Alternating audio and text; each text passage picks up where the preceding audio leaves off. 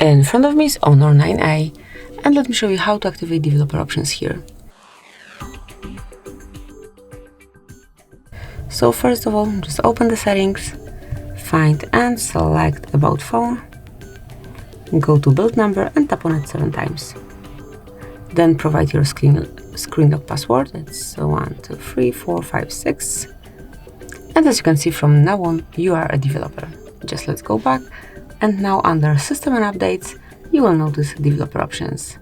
And here you can smoothly use all of them. So just pick the particular stuff and then mark the option to turn it on. To switch it off, just unmark the switcher.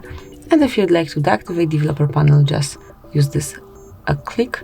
And as you can see, from now on, it's no longer active. So this is it. That will be all. Thank you for watching. Please subscribe our channel and leave the thumbs up.